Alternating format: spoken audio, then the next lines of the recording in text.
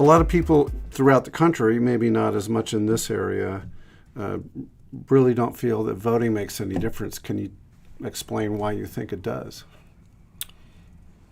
Voting is essentially an expression of our voice. And if you don't take the time to do it, then your voice is never, ever heard. Because when we go door to door, we go after who? We go after high propensity voters.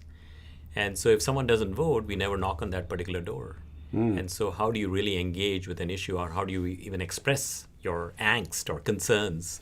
And then when a real issue happens, there's nobody willing to listen to you because this particular demographic doesn't vote. And this is what I tell our Indian American folks. So I'll give you an example.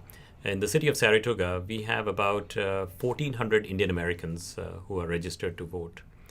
And then when I look at the percentage, only a total of 145 vote on a high propensity basis.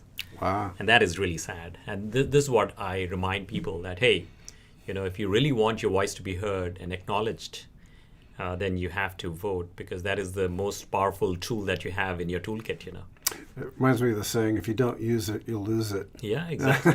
Yeah.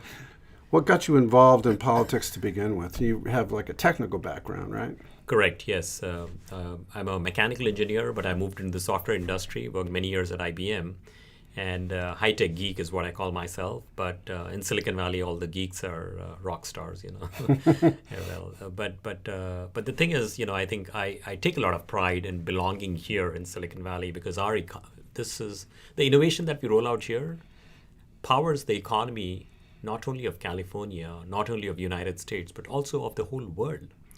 Which is pretty phenomenal. The kind of we are so successful with taking a piece of knowledge and idea and turning it into a money-making machine. So that's pretty effective what we have done. I call it the secret innovation sauce of Silicon Valley. But what I realized was that what we do in the world of tech, if you apply that same framework to a different problem, the results can be equally phenomenal. Which is really I arrived at as an activist. When I would see problems happening around me, I would step up and try to do something. And I realized that people started coming to you when they had a problem. Like, why are they coming to me? What have I done? But there was something that we were able to navigate through, and in terms of how we were creating solutions and addressing the challenges that people were having. And this, I realized, it was creating a deep, immense joy and happiness inside me, which was like, wow, what is this? And so when initially when I wanted to do all this, my wife kept telling me like, hey, come back, take care of the kids and all that kind of stuff. And but she realized eventually that what was happening was I was discovering a true happiness within me in going out there and doing things for the world. And then now she's become completely integrated with everything. In the 2014 run, she was part of it, 2018 run, and then again now in 2020. Because I think she has discovered the value from public service or trying to help people. And that's keeping both of us engaged and happy, That's a great story. I like that. It's sort of like because you were problem solution oriented, politics came to you rather than you being kind of, hey, I want to be famous and get into politics. That is very true, David, because if I look at, I ran for city council in 2014 November, but if I look at 2013 October, I had no idea I was going to run. And then this run for Congress, I had no idea in 2018 November when I won my city council election, the re-election, I had no idea I would be running for Congress. So things have just sort of like happened, and I still don't know how, but it's a great journey. It's a very good journey. Yeah. So I've paid a lot of, personally, I've paid a lot of attention to the effect of money in politics, and particularly on the Democratic Party, which saddens my heart. I wonder what you could say about, this is a very sort of Northern California is sort of a very democratic area. But there seems to be a division between kind of the old style, take a lot of money from big companies, and your approach. Can you explain why do you have a different approach, and why should it matter to voters? Yep. I think this is probably, a very important piece of my agenda. In fact, just today we did a press release on that. Rishi is determined to take the big money out of politics. And what does that mean? So you look at the current campaign contributions that are coming to our congressional leaders, $44 million to hundreds of congressional leaders. And why? Because there are the industry bigwigs, the industry vertical, the special interest groups who are trying to prevent Medicare for all. Because, there is a lot of tension building up because, there is a lot of profit taking that has happened in the healthcare industry, and that is at jeopardy. So that's what is happening. And then there is a clear-cut nexus. Clear-cut. I can show you that proof trail, David. When somebody takes money from special interest groups, they are going to be responding to their needs because it's very difficult to say no. And that's the reason why there are progressives in the country like me who have pledged to never accept campaign contributions from special interest groups and PACs. That keeps it very simple. That keeps my conscience clear. And then when you see an issue, you're able to jump in with all your might to address it. And that's my driving force because in January 2021, when we are elected, we'll be out there championing the issues of the people, not the special interest groups. Which doesn't mean that I will not be addressing the needs of economy and business and things like that, right? Because that is a true opportunity we have to ensure that America continues to be successful, but not at the cost of people. So will I try to tie down our high-tech economy into policies and things like that? Not really. But if there are issues that are happening where the people's interest has been trampled upon, then that's a time where someone like me needs to jump in. And so I'll be vigilant. I'll be watching out for all these activities to see where that is coming into play. And for example, data privacy, citizens' privacy, that has become a big issue. But if someone like me was in office, then we would be proactively addressing it much before this debacle happened. Mm-hmm. Because for me, we keep referring to citizen-centric, people-centric behavior, and that is really the driving force behind our campaign, Yeah. So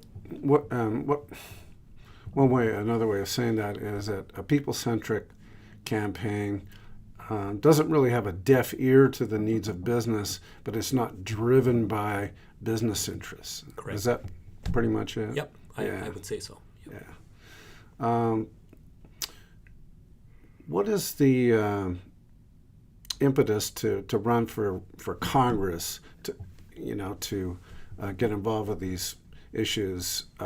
Is it healthcare? Was it kind of the main driving thing, or what was it for you? I think healthcare and look at the campaign contributions and how they're affecting the politics in the country. But, there are lots of reasons why I'm running, but there's one big one. There's a big one, which is the innovation economy that we have here in Silicon Valley.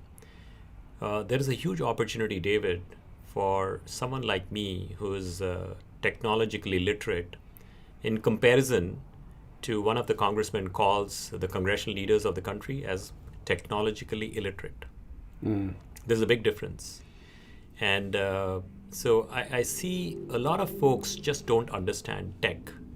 And whatever has happened here has happened by brute force because the DNA pool of people who come here are super smart, they are motivated, and they make things happen. They get things done. But what happens if somebody who's who's immersed in the world of tech, who has an inside view of it, how can they take this innovation secret sauce and seed it in different parts of California, in different parts of the United States? For example, West Virginia still has a coal-fired economy. Can we create an innovation economy for them? That's the opportunity we have, and that's my motivation because people are very successful here. We are the 19th largest economy in the whole world here in Silicon Valley. 19th largest. And there is something obviously good that we are doing out here. Can we take this and provide that secret sauce to a lot of other folks and create an economy for the future for them? Look at redefining, creating opportunities for the son and daughter of a coal miner for them to find a different source of livelihood. That's the opportunity we have. I would also like to talk a little bit about a mega Silicon Valley economy. And it's slightly divergent, but it's really about our economy. When you look at the current challenges in Silicon Valley, we have housing, transportation, we have homelessness. And then what's happening is there are companies, when they're expanding, opening up branches, offices, they're looking at Seattle, Austin, they're looking at other locations. So companies are exiting the valley because of the quality of life issues, because it's hard to attract talent, it's hard to recruit people, because the young engineers do not want to live here because it's so expensive, and they are stuck in traffic too. It's we don't have our quality of life has gone a little out of whack. So what we talk about is to basically addressing some of these core challenges we have here on the basis of high-speed transportation. Systems like the Hyperloop, which travel at 760 miles per hour. So if we define a system like that, a vision for transportation to address the traffic issues that we have here, you could literally have a much bigger Silicon Valley, because you could take 21 counties, which are currently called the Northern California mega region. You could create a bigger mega Silicon Valley that encompasses these 21 regions, 21 counties, and you have built a bigger economy. How? Because if you can reduce the commute time at 760 miles per hour, you can go from anywhere to anywhere from these 21 counties in 21 minutes, less than 21 minutes. And if you did that, you are addressing the issues with housing here, because we have a housing crunch. We are creating more jobs than we are creating housing. But if you provided the opportunity to buy, for example, in Tracy, you could buy a single family home for $300,000. Now you're creating an opportunity for young families to move in here, and living in Tracy, they could still be here in Sunnyvale in less than 21 minutes. So that's the opportunity we have to redefine a new future for Silicon Valley, which would lead to startups in Modesto, Stockton, Sacramento, Bakersfield, and Fresno. And that would create a much larger, bigger Silicon Valley, a bigger economy. I have to say, this is the first time I've heard anybody offer a solution to that, because I drive out to the Sierras on a regular basis, and the traffic is just horrendous. Yep. As it is, and most of the city streets here took me about twice as long as I thought it was going to take me to get here, just waiting for traffic lights and that sort of thing.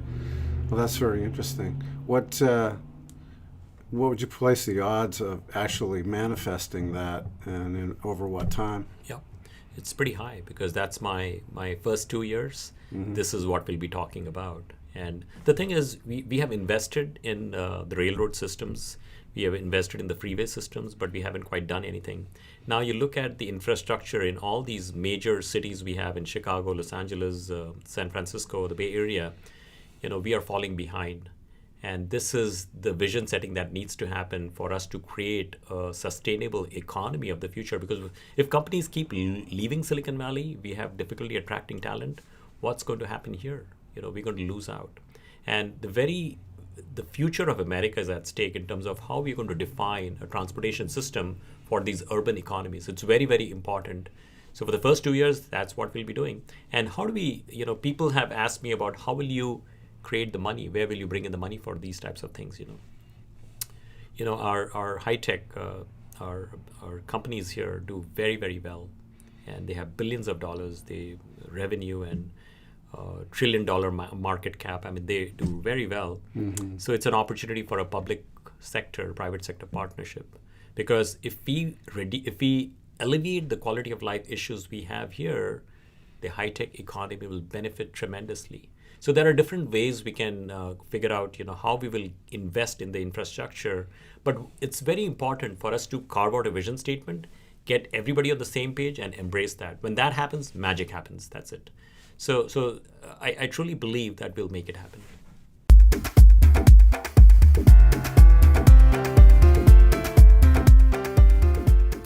So tell us, what's it like to be an immigrant coming to America? I mean, there's the Eddie Murphy movie, which is Coming to America. Yeah, yes. right. But I think most people who grew up here don't really have a great sense of what that's like. Can you tell us what it was like for you? Yeah. And, growing up in India, I was just in love with everything American, I loved the American rock and roll, the basketball, and it's just, it was as if America was calling me. So I came in for my grad school. I went to UConn, and UConn has the best men's basketball in the country. Probably not today, but but I really had a good time watching, getting season tickets, watching our men's basketball play, and many of them made it to the NBA. So it was a phenomenal ride. I really enjoyed that. And what America taught me was you can have fun, but in order to have fun and enjoy life, you have to put in the hard work. So that's something, the work ethics is completely ingrained in me, because coming in as an immigrant, you're always unsure as to what's going to happen, because you have to sort of find your footing in this country. Otherwise, there's really, I didn't have anybody in the country. And so it was a lot of tremendous push and determination that you had to exert to get to where we are today. And if I didn't go through that process, that tempering process, then the kind of mental attitudes and thought process that I have today would probably never have happened. So, but what I notice is how phenomenal this country is in terms of someone like me with a brown skin coming into this country, and then people just embrace me. People are so friendly. They guide me. They coach me. They are there, and it's just a very, very open country. And that really what makes America great. People are very open about it. And so this is what I have tried to do, because people have helped me along the way. So when I'm in the world of politics, I'm just trying to help one person at a time. If I can help one person a day, I'm a happy camper.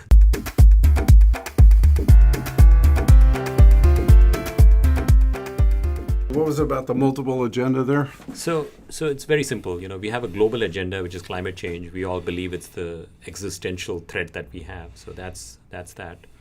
At the national level, it's healthcare. Healthcare needs to be fixed along with the big money in politics. But healthcare, I think they are sort of tied together a little bit. We have to address healthcare. And then at a regional level, we talk about creating a mega Silicon Valley and building out a vision with housing, transportation that would create a sustainable economy for Silicon Valley. Otherwise, we are in trouble. And then at a local level, there are burglaries happening. Interestingly, I don't know if you know that, David, but anywhere, I go to my fitness place, which is right across here, park my car, and thank God my car has not been broken into yet. But everybody says that, oh, if you leave anything in the car, your car is broken into. This is a big change compared to 10 years ago. So, with burglaries, it's very interesting, because when I got on the city council, our burglaries in Saratoga had gone up every year. For about 12,000 households, we had our burglaries had gone up to 130 burglaries, and we never expected that. People didn't ever anticipate that we would be targeted like that. And in some week we would have like 7 burglaries a week. And so I said, we have to do something. Like when I see a problem, I just cannot sit idle and not do anything. So my story is we dropped our burglaries by 41%, which is the largest drop in our Santa Clara County cities, if you just leave out Los Altos Hills, which is a much, much smaller city. So that 41% drop is a phenomenal story. And I really, really enjoyed that, because the one thing is activity and work and doing stuff, but on the other hand, to see the results churn out of it, So I would have over 100 neighborhood meetings. Sometimes I would just print flyers. I would find somebody who wanted to host a meeting, and then I would go door to door dropping flyers to people that, hey, we have a meeting. And initially when I did that, like 5-10 people would show up, and then suddenly it caught fire. People on next door were talking about it. And then for meetings, like 63 people would show up, because they realized that, okay, there's a problem, and Rishi is the guy stepping up and doing something about it. So long story short, we rolled out neighborhood watch programs, but some very innovative measures to drop crime in Saratoga. And my agenda as a congressional leader is to drop crime in pretty much every city. In the city of Atherton, Los Altos Hills, or anywhere you go, you will find that there are burglaries happening. And I'm not too happy about that. So when you're not too happy about that, you have to do something to fix it. So that's part of my agenda too. Yeah, like it. Well, listen, it's been great talking to you. I'll be in contact and have some more questions for you as the campaign goes along, and best of luck to you. It's great talking to you, David. Thank you. Thanks for the time.